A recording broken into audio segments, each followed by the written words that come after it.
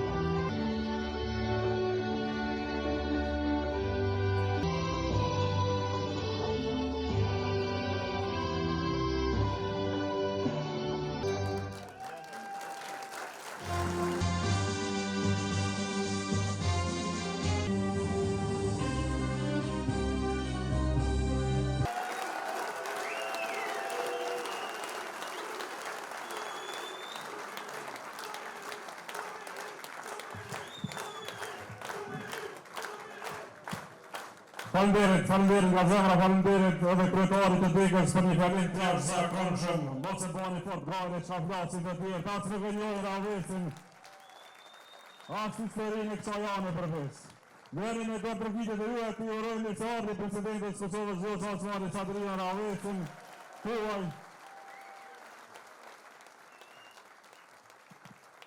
Nderuar Abdullah, kryeministri i Republikës Kosovës, mirë se u gjetën këtë Raves që gjyshëm.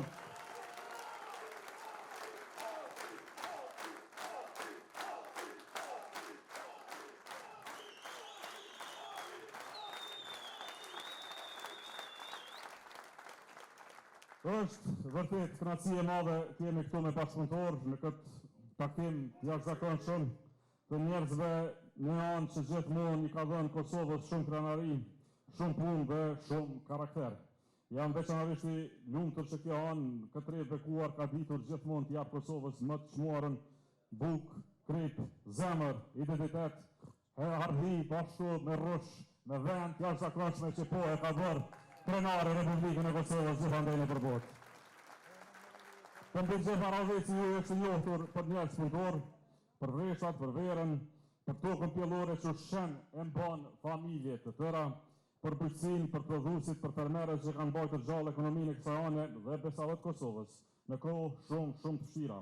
Ravesi është qytet i djepsës së ndershme, i njerëzve që nisin ditën herët dhe përfundojnë vonë, i njerëzve që dinë sa vështirë është fitohet buka, dhe për këtë ju jemi mirënjohës gjithmonë e përherë.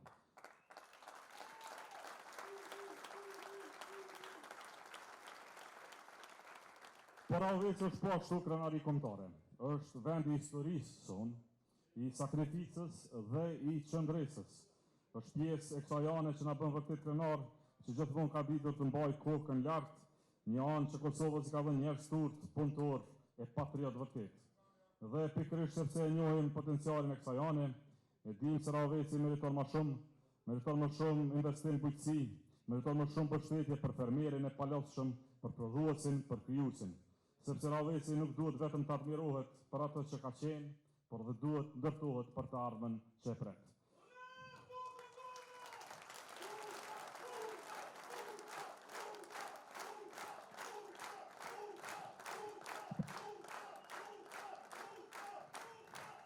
Dhe çka bëhet Ravesi varet nga ne, sepse ne dim gjithë qytetarët e Kosovës dhe të kësaj ane nuk kërkojnë vetëm fjalë të mëdha, nuk kërkojnë vetëm arsyetime, justifikime, nuk kërkojnë politikë që flet shumë e që nuk ndryshon fare gjendjen.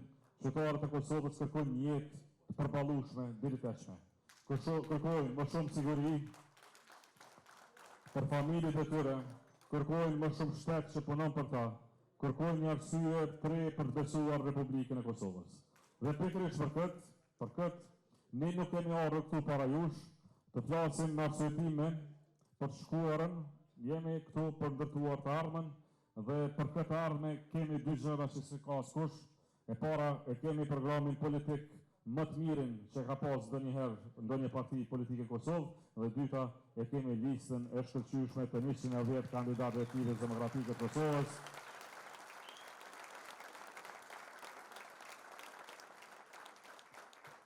Dhe këtë program e kemi ndërtuar në 5 shtylla kryesore.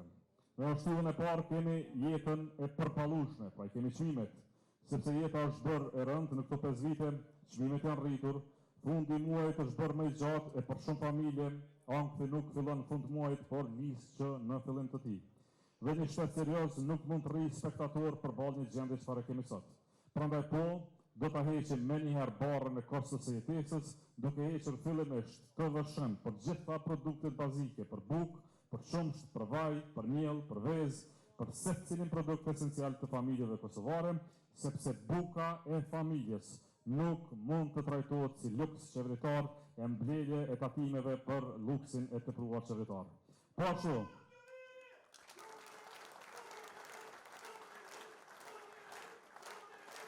ashtu, do të vendosim moratorium plot për çmimet e energjisë elektrike. Çmimi i rrymës nuk gëzon të rritet as edhe 1 cent për 4 vitet e ardhshme. Qytetarëve tonë nuk i duhet vetëm dinitet në çmime e përballim të tyre, i duhet dinitet dhe në jetë, në familje. Prandaj ne do të bëjmë rritjen e pagave më njëherë, duke bërë koeficientin 150 për 80.000 punëtorë publik të Republikës Kosovës. Mësuesi do të ketë pagën 1.000 euro, polici, ushtari, zjarfiksi, infermieri do ta kenë pagën bazë 900 euro që në fillim të qeverisë sonë. Dhe do të dyfishojmë pashtu pensionet, nuk do të ketë pension Kosovë nën 300 euro në muaj. Shtylla jonë e tretë është ndërtimi i Kosovës për investimet kapitale, sepse një shtet nuk zhvillohet vetëm duke shpërndar ndihma, e aq më pak duke shpërndar ndihma gjatë fushatave elektorale. Një shtet zhvillohet duke krijuar punë, duke ndërtuar infrastrukturë, duke bërë infrastrukturë moderne, rrugë, hekurudha, ujë të pishëm, duke bërë investime plot 5 miliardë euro për 4 vjet. Dhe këto investime do të bëjmë në Kosovë, duke i lidhur çdo qytet Kosovës me infrastrukturë moderne, po mbi gjitha duke mbajtur njerëz të LDK-s ditë e natë në terren në mënyrë që punët e nisurat përfundohen një herë e mirë e një herë e përgjithmonë. Arno.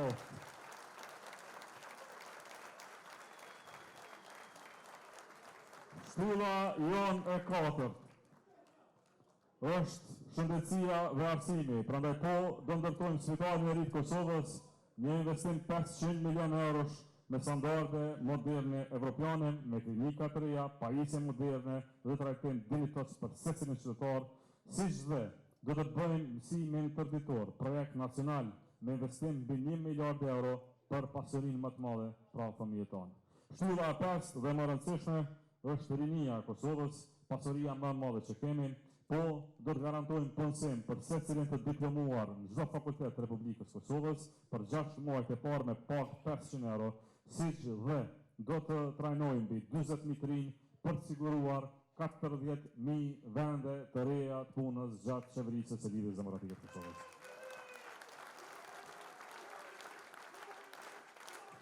Për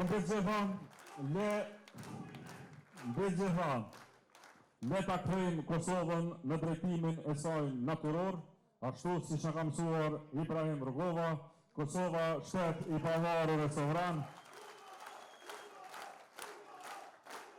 Janë parsuar në NATO e Bashkimi Evropian e Ministrisë për Ashën për Shtetin e Bashkuar të Amerikës, dhe për këtë rrugtim historik të Republikës Kosovës, për barcë të nisës kemi një grua të jashtëzakonshme.